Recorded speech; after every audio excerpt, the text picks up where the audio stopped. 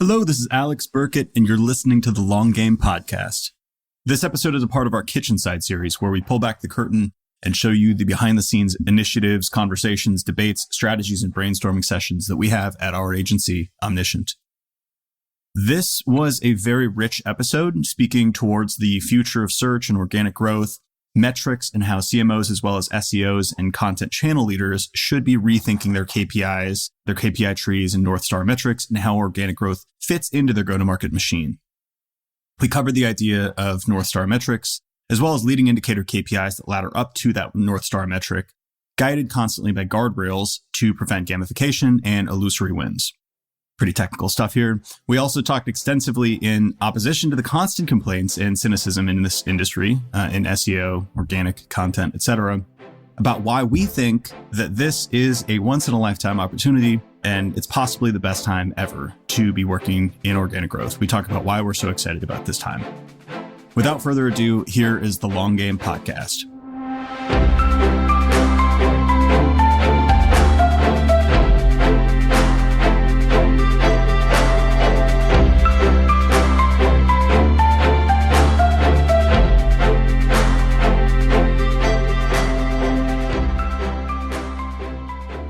Long morning of meetings. Good meetings. There's decisions being made and things moving forward. Mm-hmm. They're not just therapy sessions. Yeah, I've been really talking about like more of this, like there's a Harvard Business Review article that I've been considering sharing with y'all and the team. It's like how to write emails with military precision. It's wonderful. I mean, it's really just like top line up front, like say what action you need, whether it's like, feedback, review, decision, like whatever. It's just very like clear communications. But that's how I've been deloading like mental stress or like mental overload. I'm like, just, all right, communicate with me this way. Give me exactly what you need by exactly which date. Me and Alex worked out some communication kinks this week, and you were like, you literally need to be so literal with me. And I was like, okay, I know that now. Yep. But I find like a lot of people don't have those discussions. Yeah. Like I have that with Lisa regularly where I'm like, I'm saying this, how are you interpreting it? And she'll be like, here's what I think you're saying. I'm like, that's not what I'm saying. Here's what I mean. And I'll try. And then when she says something, I'm like, here's how I'm interpreting this. She's like, nope, that's completely wrong. I'm like, okay. It's funny because like, I feel like Austin and I talk about that all the time. So it's like common in interpersonal relationships, but I feel like it's even more consequential at work and even more important at work sometimes.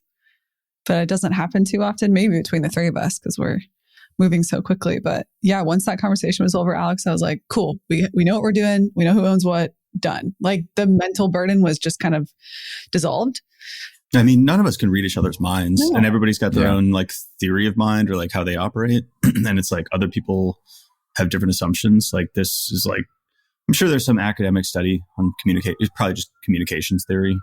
Like what I say sometimes isn't heard exactly how I meant it and vice versa, Yeah. So I think it's good to hash that stuff out. The messiness of the human condition.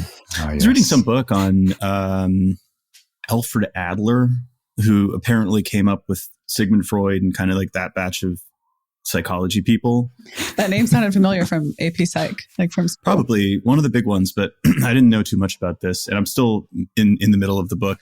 All of the ideas are so contrary to like popular modern therapy. How so? Like, look, I'm the messenger, but in this book, they say trauma doesn't exist.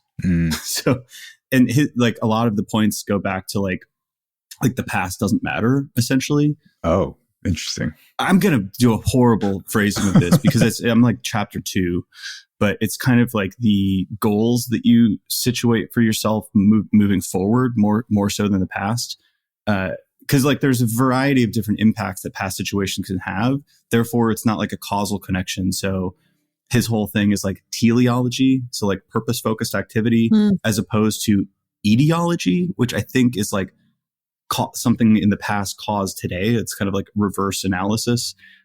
Whatever. There's a chapter that says something about like how all problems are interpersonal problems. And I've been thinking a lot about that. And I've been trying to find like counterexamples that would disprove that. And it's actually kind of difficult. So like even in the context of like, you look at like the most technical SEO problem it still maps back to the fact that like you're competing with other people and companies, and you're dealing with internal resources and stakeholders who either deem that as important enough to solve and to allocate resources towards or not to.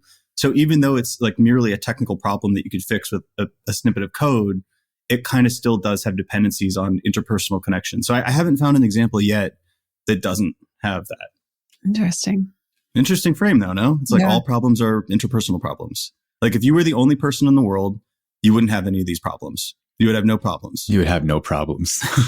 So that's his like counterfactual like thought experiment. Cool. Oh, should we talk SEO?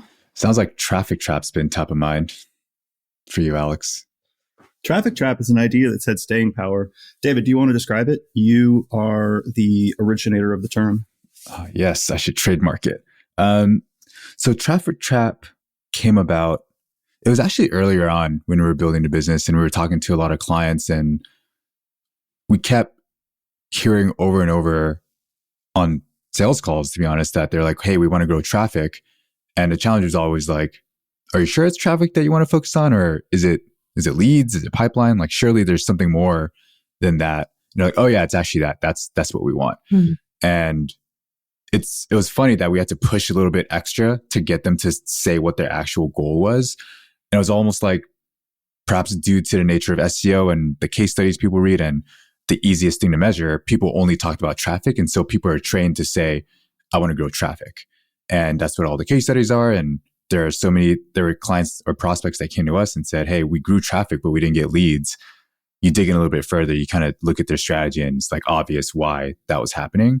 And so I decided to write this thing and just kind of put words down that described what I was hearing. Wait, sorry, David. Yeah. Sorry to interrupt, but I think there's an important addition to that, which is like, yes, people mirrored what other companies were doing and like chased after visible, what we call vanity metrics. But I think the important point that you outlined in the article is that your incentives dictate your behavior. So if you're incentivizing traffic growth, yes, you wind up doing activities that are counterproductive or are opportunity cost towards actually driving meaningful business outcomes. Because let's say you rank for, in the context of when I was at CXL, we ranked for value proposition. What is value proposition? Essentially every term related to that. And it drove like a significant portion of our traffic, but essentially zero leads, no matter which attribution model you use. Mm-hmm. It was a lot of college students probably in business 101 classes looking for a definition for their term paper or something. And I think that has since dropped. Granted, we had like a much sharper vision around what we were doing with content. We weren't chasing just, traffic for traffic's sake. But let's say that was our goal. Then we would end up spending a whole lot of time and resources either trying to optimize that piece that never brought business value, opportunity cost for not producing new content that would, mm-hmm. or we're trying to replicate that over and over again and going after terms like that. So it essentially shifts your incentives because like it's this top line visible metric, and because you have limited resources, shifts away from things that would actually move the needle. I think the incentives point is something I love about this. Yeah, and I think the trap is what you just described at the end of, hey, we grew all this traffic, it's not converting. Leadership says we need to keep that traffic or get it back, mm-hmm. while also shifting our strategy to getting leads, which the two are just opposed to each other almost. And unless if you get extra resources, you're not going to be able to do both very, very effectively. And so that's where folks kind of get stuck of how are we supposed to keep improving traffic on this page that we've agreed is not generating any leads, while also creating a whole different strategy in parallel that is going to get us leads, like with no extra budget or resourcing. It's like a hamster wheel too. I just thought of the idea of like NGOs or like government agencies or something where like if you don't use this budget this year, then you get less next year. Mm-hmm. So your incentives are to just keep growing and growing your program, even if like you become less efficient. And it's like in SEO, sometimes you've essentially saturated like demand capture and kind of in market terms. And even like, let's say HubSpot, like they've, who knows, like probably saturated a lot of their search demand and relevant market. But because you've already got the team built and the sunk costs, you end up expanding out like way beyond anything that would have been meaningful or relevant to your business because it's already in place and you don't want to lose that. So it's like you get on this hamster wheel of sorts.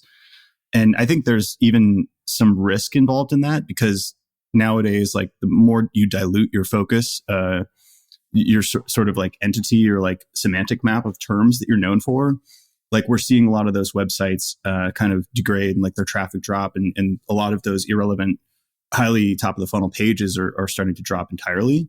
So I think it can even be like you fly a little too close to the sun, you know? Yeah, I also think that speaks to what I think is a dated marketing like org chart structure, which separates like SEO and research. And then you have the writing team or the writing function, and then you have the conversion function. And that's how it was structured when I was at HubSpot. Very much like assembly line-esque, and it really helped us move fast, but it separated out like the incentive structure for each team and each individual. As you know, the blog team, we were gold on traffic, but we had no idea. Obviously, you could go looking for it, and I did, but we had no idea the business impact of the work that we did. And I can imagine, David, you guys early on selling into probably a content team that wasn't used to tracking conversions or understanding the business impact of their work. Like they really only operated from the lens of like search volume and then traffic, right? That was like their sphere.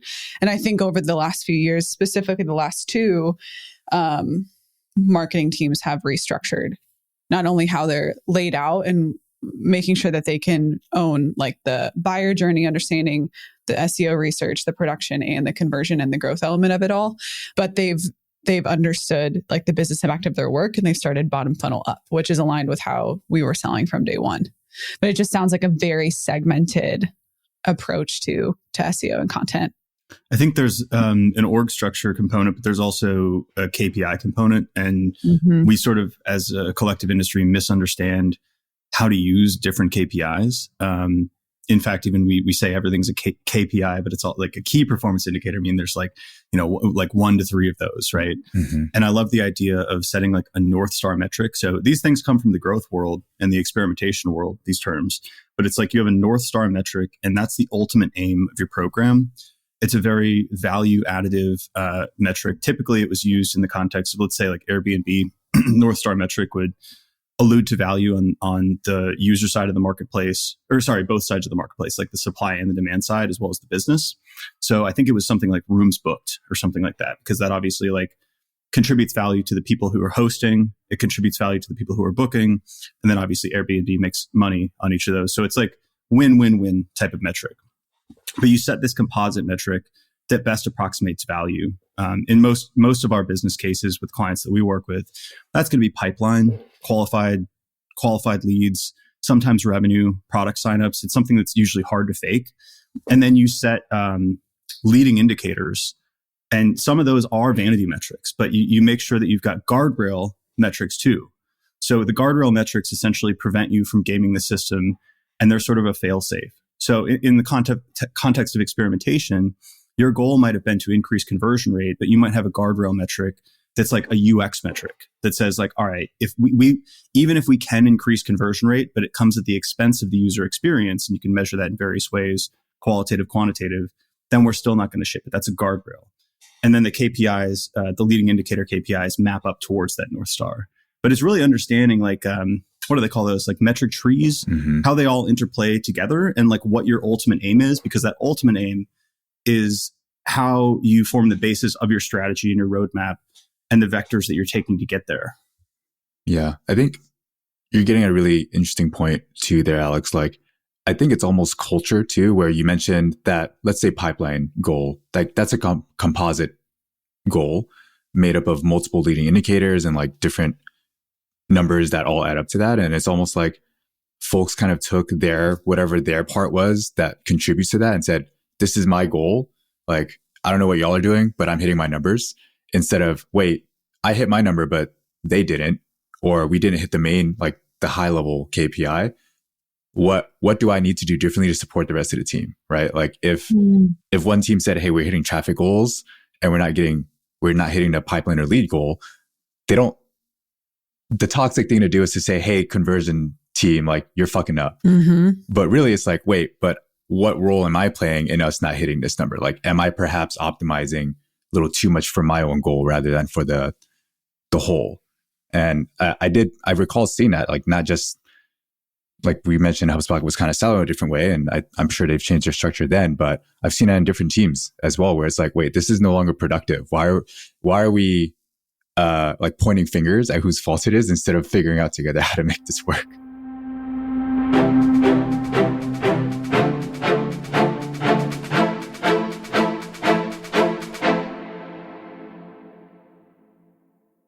Did you ever read this Andrew Chen essay on the conservation of intent? No. All right, I'm going to have ChatGPT summarize it for me. There's got to be like a Google Chrome extension or something where it's like, click this button to summarize this page. In his article, Conservation of Intent, Andrew Chen discusses why improvements observed in A/B tests often don't translate directly to overall business metrics. He introduces the concept of conservation of intent, suggesting that users possess a fixed level of intent, and minor optimizations across the funnel may attract more low intent users without significantly impacting high intent user behavior.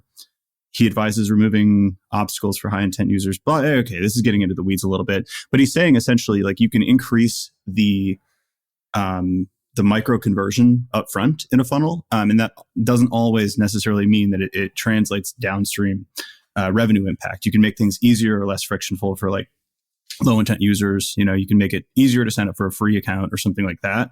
But that doesn't necessarily move the needle on the macro, on that composite North Star metric.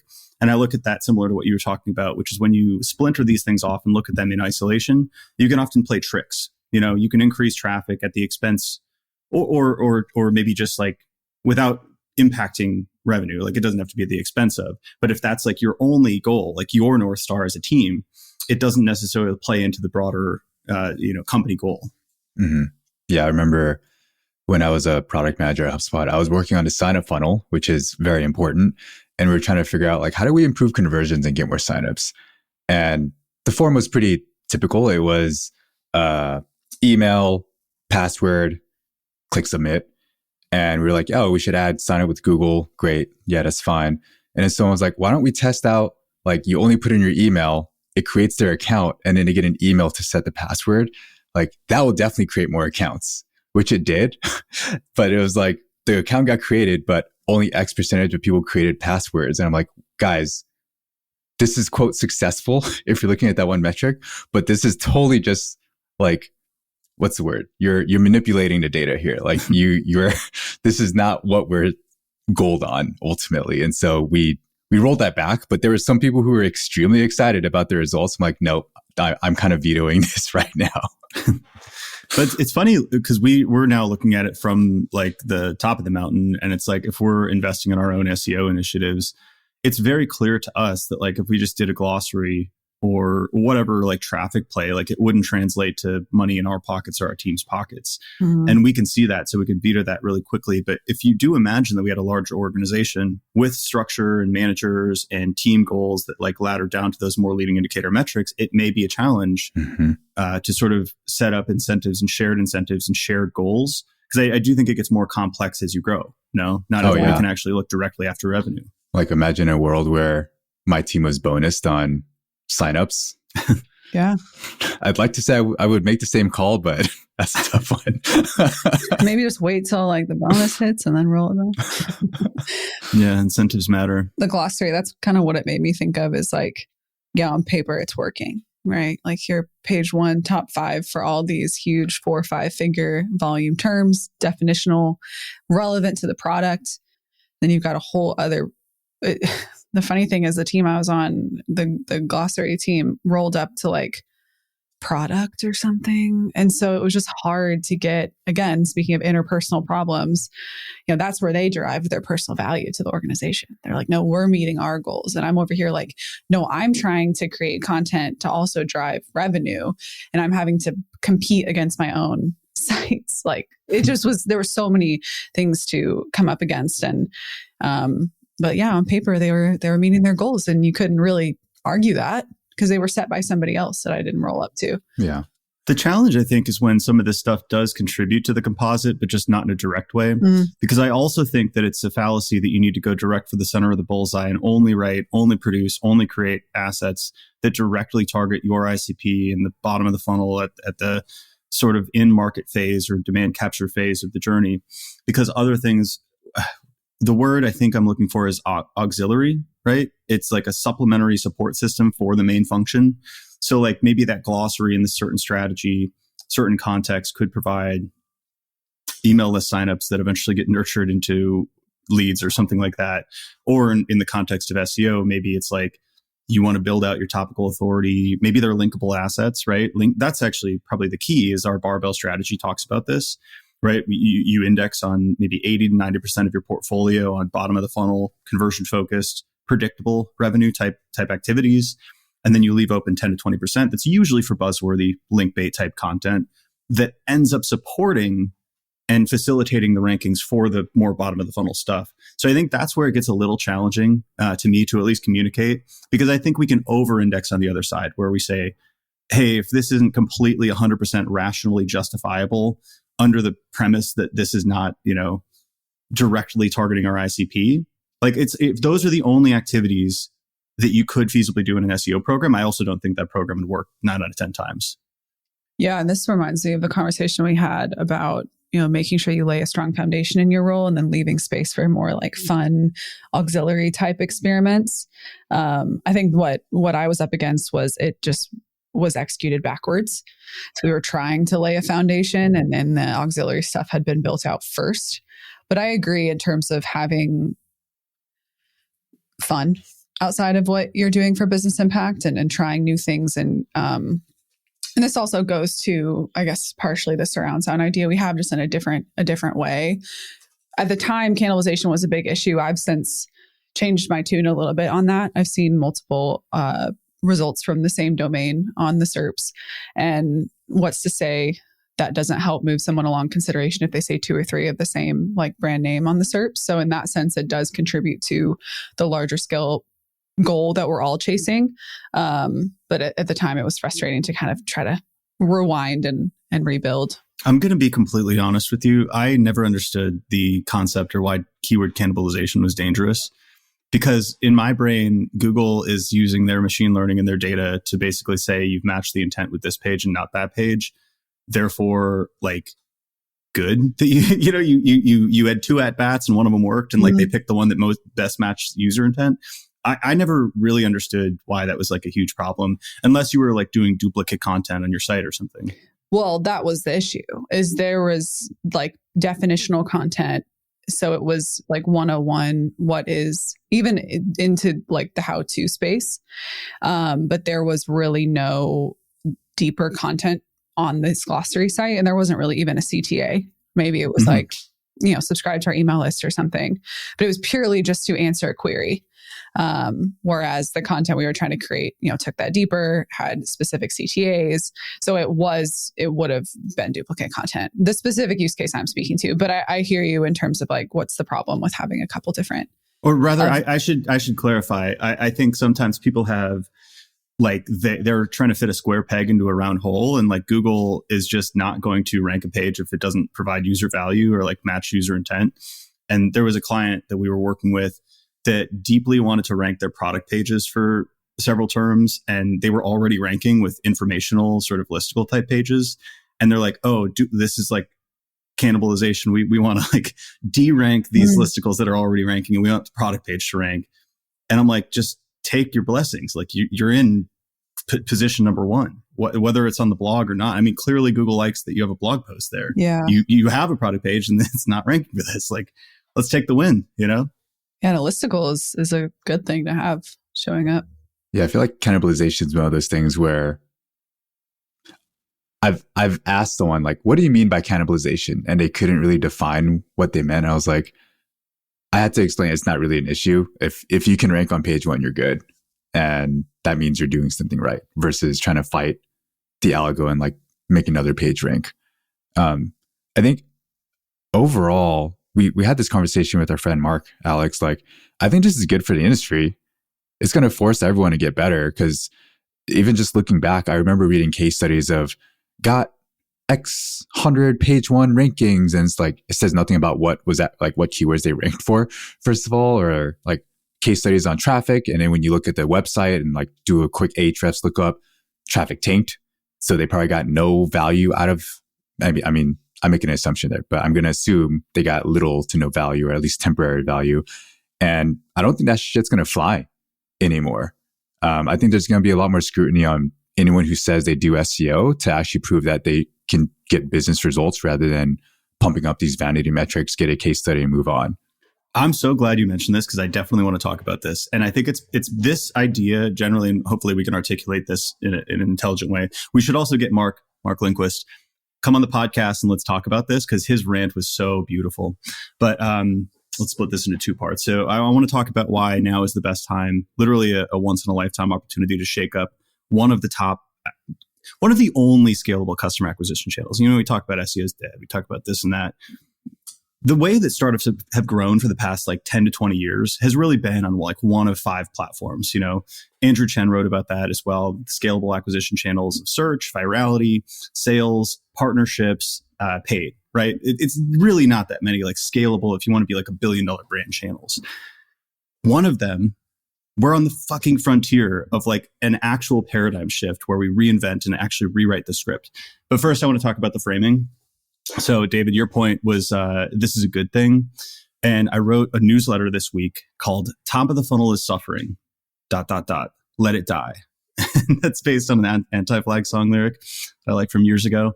But it's this idea, if you're looking across the board, you're seeing a lot of complaints, our traffic is dropping. Every time I pop a site into Ahrefs, I see a drop around March or something like that, and you dig in and you're a lot of the traffic drop is coming from these top of the funnel terms. A lot of it was irrelevant to the business. And what is happening is the tide washed out and you're seeing that a lot of this traffic was vanity in the first place. Will Reynolds wrote a LinkedIn post on this. And I think he wrote a blog post as well, diving into more detail, but he said they lost, was it 20 or 40% of their search traffic? I can't remember the exact numbers, but during the same time, their newsletter signups went up 61% and their leads were essentially flat. So no change. So obviously, when something like that happens, you have to ask the question, what was the value of that traffic in the first place? If it completely disappears and none of your actual meaningful business results change. And I think that's the question that a lot of people are going to be asking, scrutinizing. And to David's point, we're going to be as an industry forced to be better. And I think that's an amazing thing for all of us. When you describe that scenario, I think of, that meme of the monkey with that wide eyes doing side eye. It's oh crap, I got caught. Right. In the newsletter too, I gave the example, which I think is probably a little bit incendiary, about burpees. It's the most useless, superfluous waste of energy exercise that's not good for your muscles, has high risk of injury, and essentially just it burns your energy down so you can't focus on the other activities that actually do get you towards your goals. Yeah. So essentially we had an industry of SEOs and content marketers just doing burpees, wearing themselves out, not really actually doing anything meaningful. Oh my God, getting your heart rate up, but not building any muscle or anything. Exactly. Oh my gosh. That's so frustrating.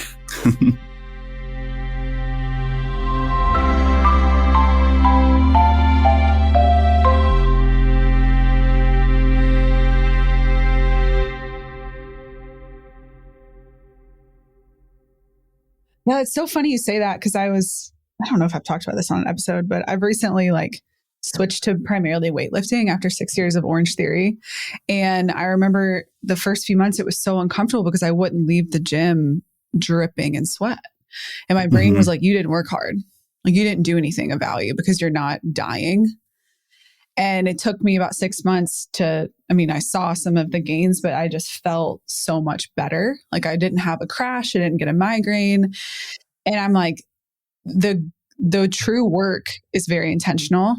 It can be very slow. It cannot feel like progress and it takes time. And I think that's what makes people, clients, or folks that just don't know the ins and outs of SEO really uncomfortable is that whole long game approach. And that's why the leading indicators you mentioned, Alex, are pretty important. I call them the first couple miles of a marathon. You want to know you're making progress. You want to know you're moving generally in the right direction. but the impact takes time, especially for new sites, building new topical authority.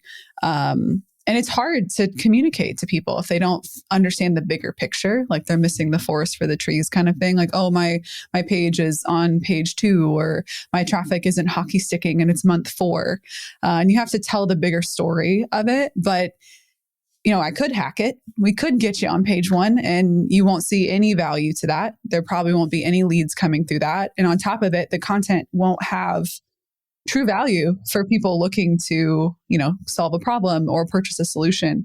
And I think there's some education that comes with this. And that's probably the second part of this, is it's going to force SEOs and agencies to be better, but it's also going to force them to educate thetheir clients and educate others and take the time to do that, and not just like go behind the scenes and fix something up and then be like, okay, we're done. Like it's going to require a good amount of transparency and education to change like the paradigm shift across the board. So that reminds me, a recent client we started working with came in with several needs. They have a lot of content. They worked with like a high scale kind of glossary agency that has since gone out of business. Glossary agency? Well, they do like programmatic, like high scale, like shallow content, and they did a bunch of glossary pages for them. Mm-hmm. Their competitors are all going after programmatic pages that really have consumer intent. And I don't want to give too much information because I don't have permission for this one. But they explicitly said, we don't really care about that. What we want is mid-market to enterprise leads in these spaces, these industries. This is what a qualified lead looks like for us.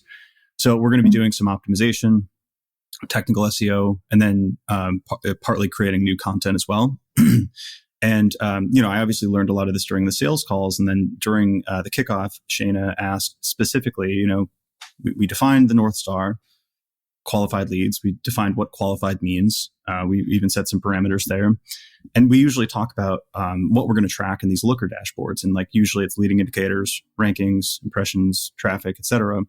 And she stopped and asked, I just want to make sure and confirm. So we're going to look at this as sort of, traffic is by definition necessary to convert somebody, right? Somebody has to land on the page first. But do you care about moving the needle on this? Like, for example, if we were to have a marginal increase in relevant traffic, but we lose rankings on a lot of your historical stuff that wasn't converting, so overall traffic is down, can I confirm that you don't care about that? And they're like, yeah, we don't care about that at all. We just want the pipeline. So if organic traffic drops, again, back to the tofu is suffering, let it die. They're like, yeah, let those irrelevant pages die. That's fine. We don't want to waste time and opportunity cost on those. It's good to get explicit approval on that. I know we had a new client we started with earlier this year that came to us with a pretty lofty traffic goal, and through some conversations, I think it was Usman's client, he realigned them toward conversions, kind of like what you said, David, early conversations. Like, I'm hearing this, but it sounds like this is more important to you. Like, can we confirm that leads and conversions are actually our North Star metric or the goal that we're going towards, and not traffic? They're like, yeah, of course. Like, we want more money. And then he had to very explicitly say, well, what if we get this many more conversions, but we don't drive traffic in the same like amount that you want? Is that okay? Like, you almost have to walk them through the mental exercise and talk about the trade-offs, talk about the consequences, because again, probably aren't going to get conversions right out the gate, and it's going to not look like great numbers. The charts aren't going to look promising, and it's going to be like, oh shit, did we do this poorly? Are we not doing the right things? And it's like, no, we talked about this. Let me recall this AI transcript I have just to make sure we're on the same page. We talked about this. We got confirmation.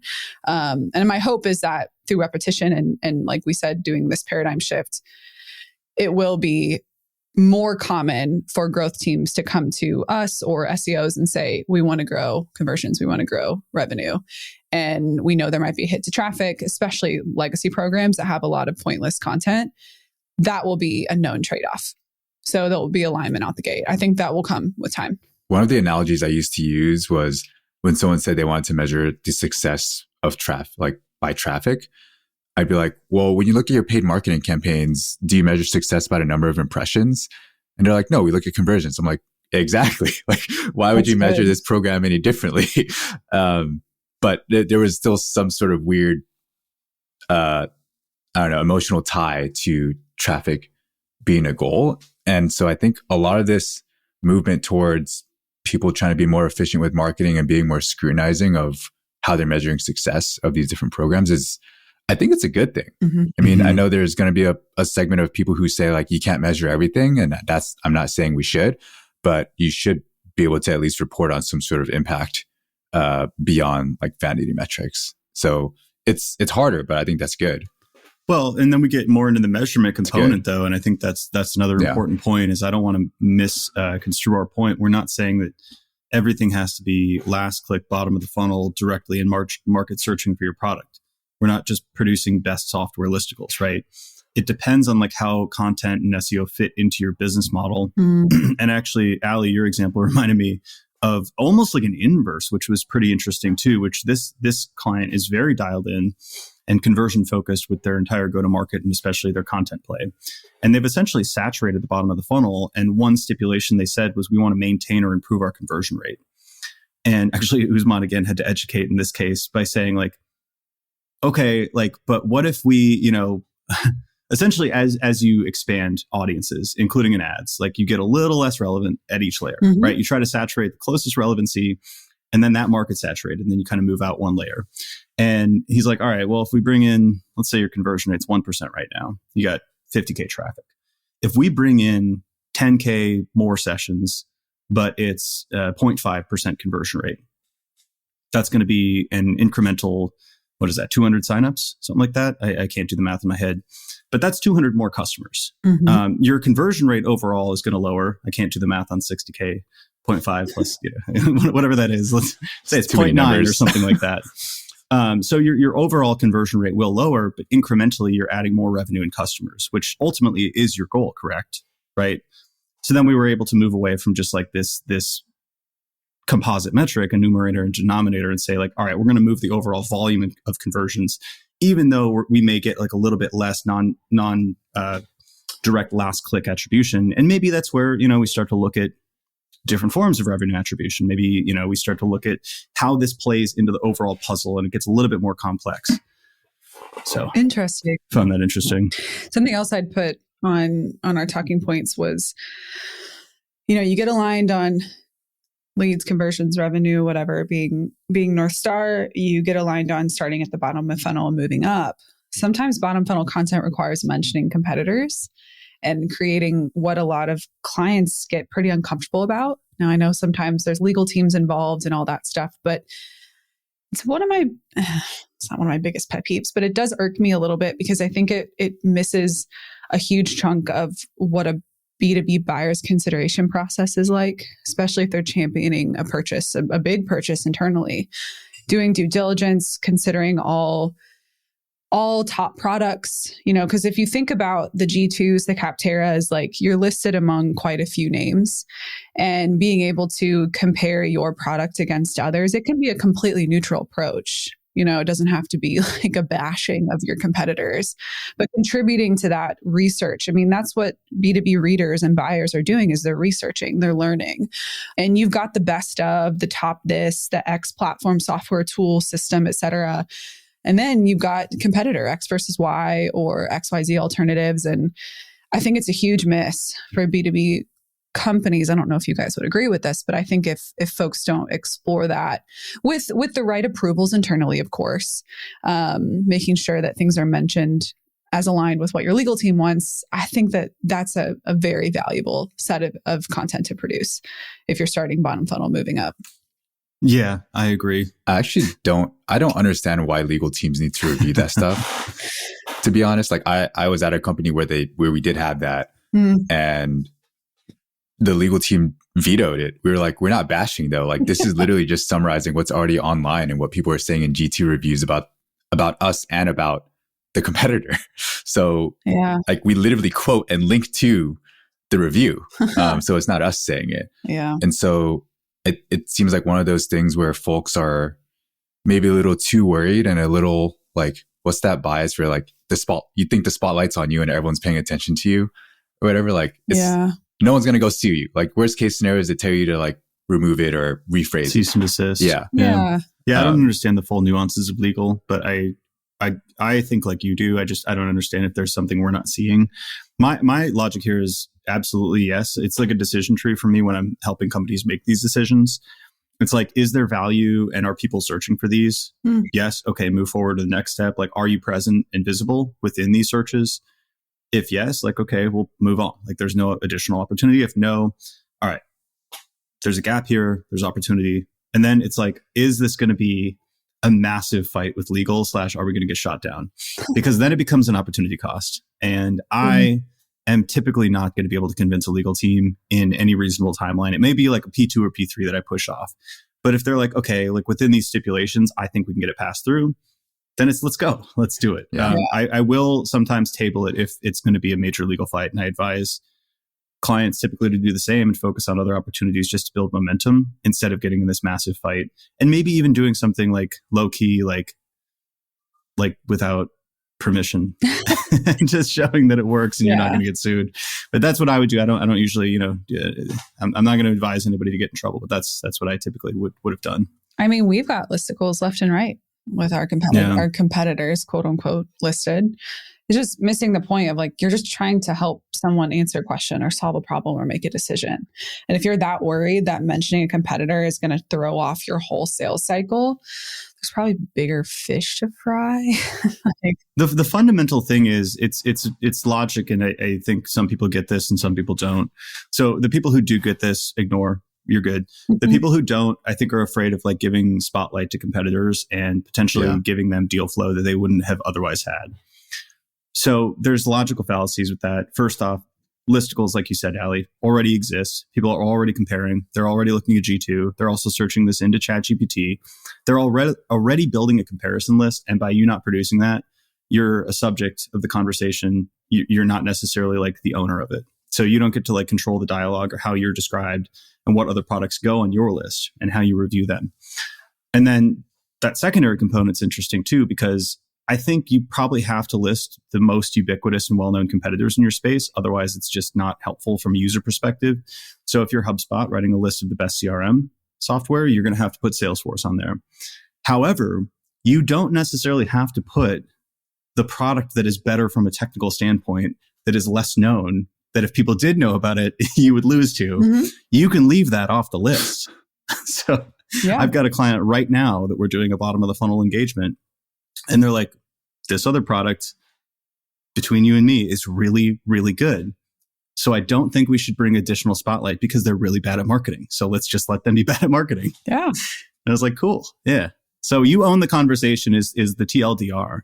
And if you don't want to own the conversation, that's fine. It's a missed opportunity. But I think the conversation is already happening is the point.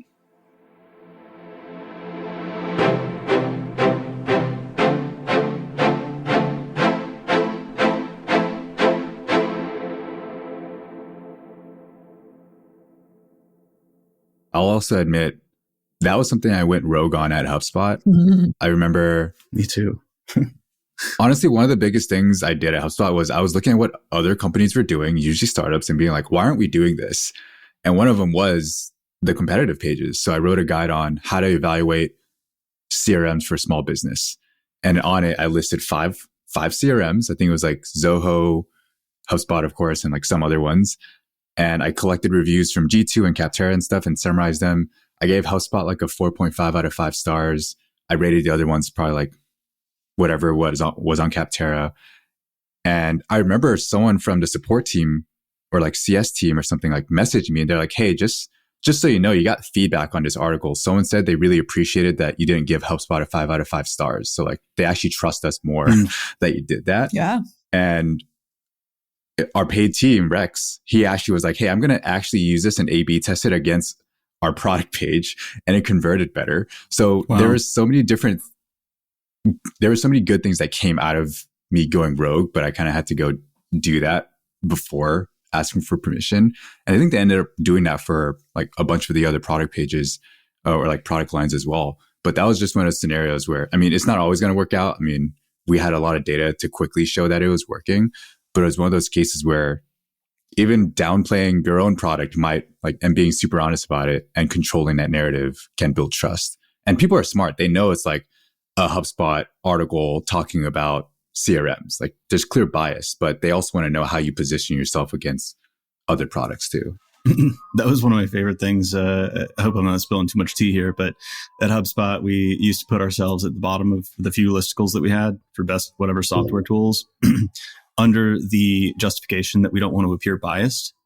And I was like, our logo's on the top of the page. We are biased.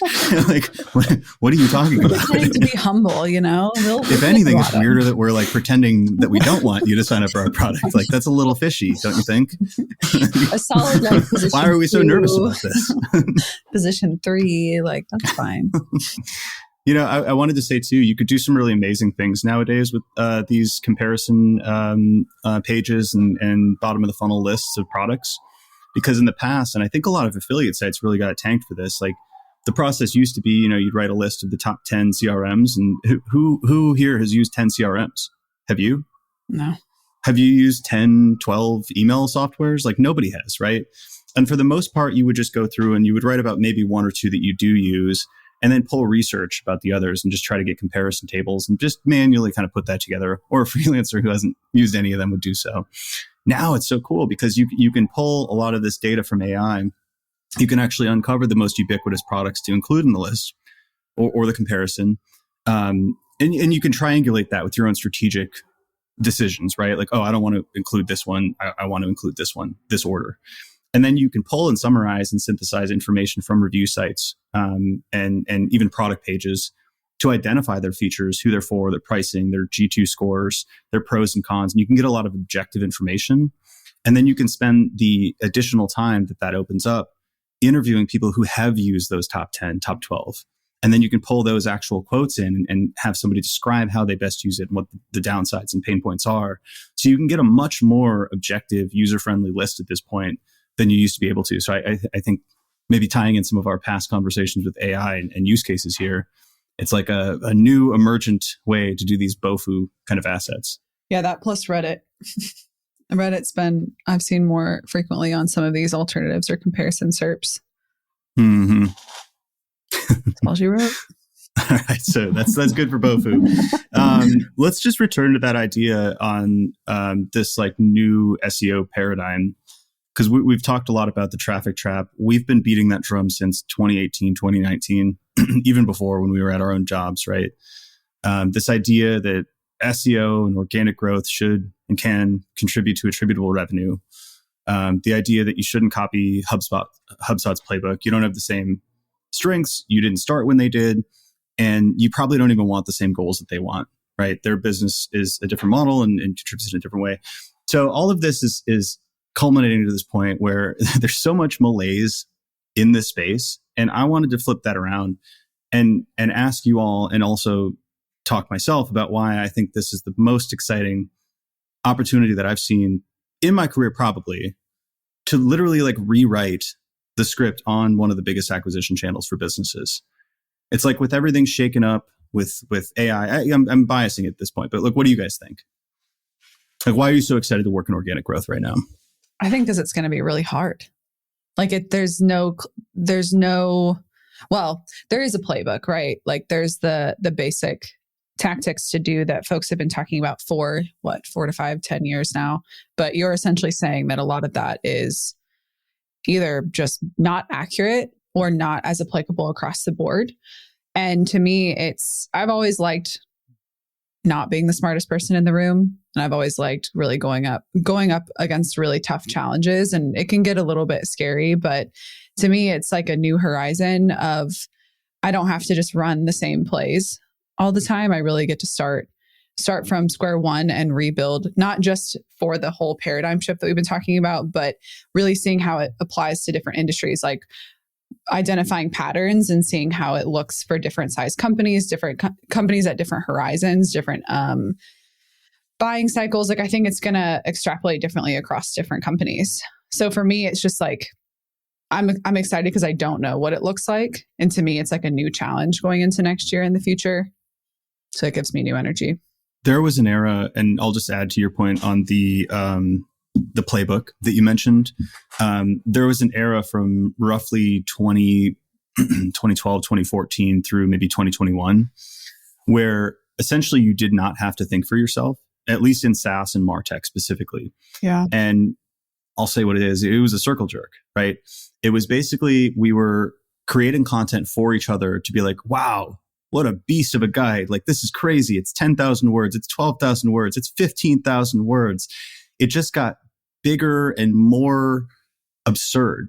And I've used the term Fisherian runaway, which is this term from evolutionary psychology, where essentially the mating markets make it so you get these absurd displays of fitness, so like peacock's tail type thing, and eventually it becomes like an evolutionary threat from like a survival standpoint, right? And that's what I think that is we were wasting all of our time doing things that essentially required no first principles thought, no first party data from your company, and no idea of what your ICP actually cared about.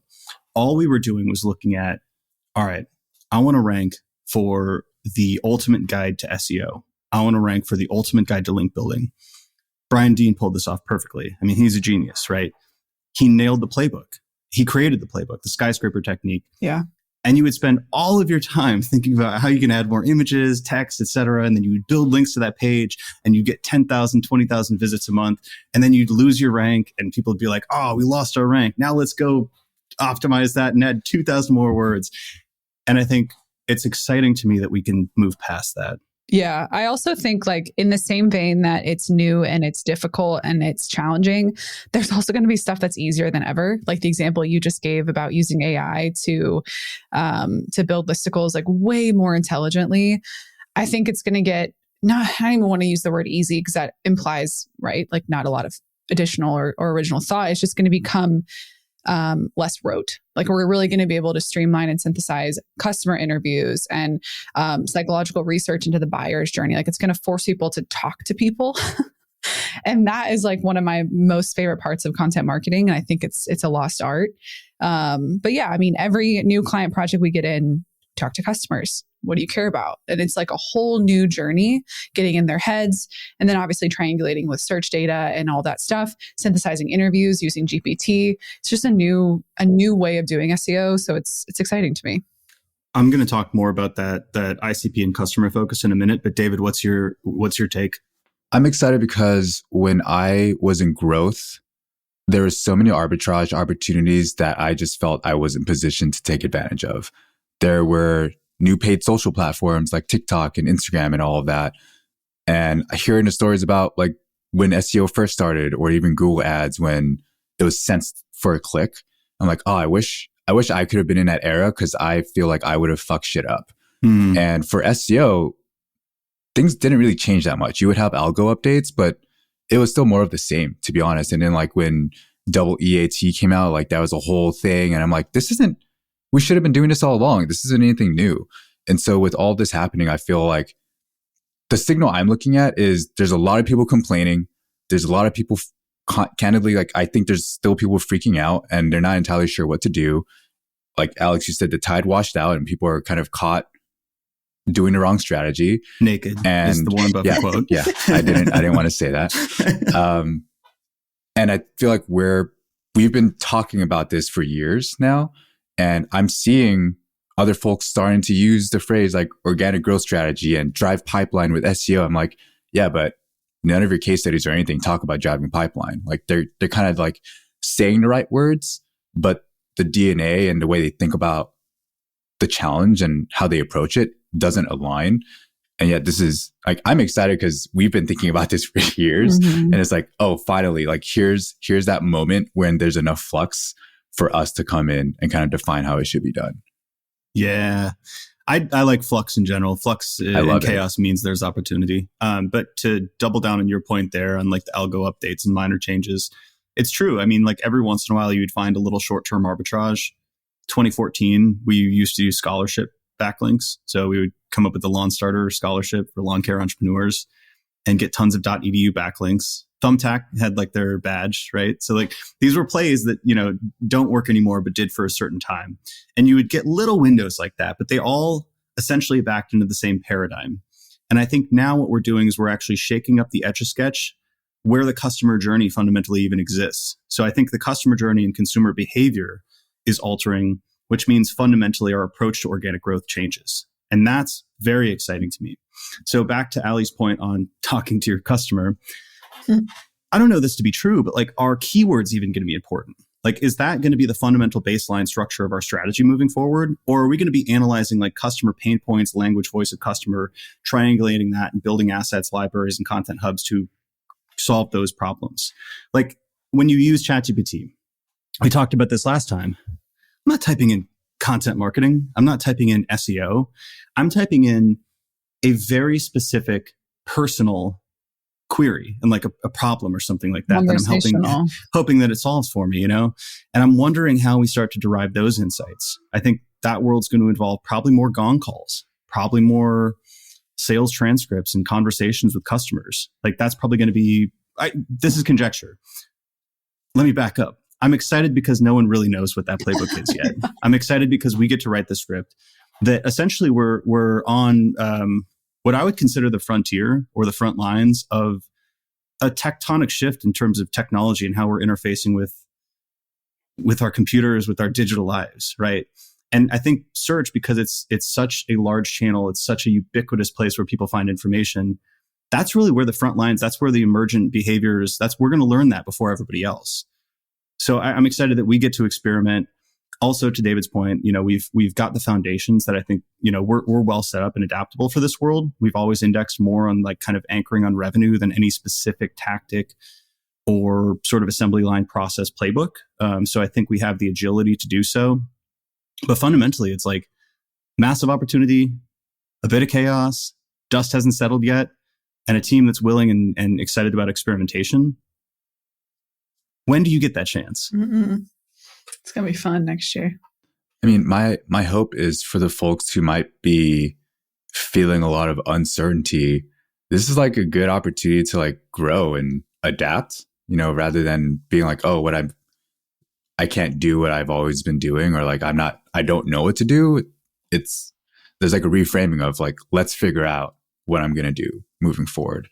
I'm a big proponent of growth mindset, and yeah, if it's a challenge, figure it out. Like don't be a victim, Be willing to be wrong. And use the fact that your old playbook and your old tactics aren't working anymore. Use that as explicit permission to drop them, to let them die, to move on and like, have an open mind and try to figure out what does work, even if it's like in the early days and you're not entirely sure. It's like there's so many complaints about like this isn't working as well as it used to, and it's like, okay, well, stop trying to force it to work. It's clearly like degrading in terms of its quality. So this is a great opportunity to just let that go. Stop doing burpees.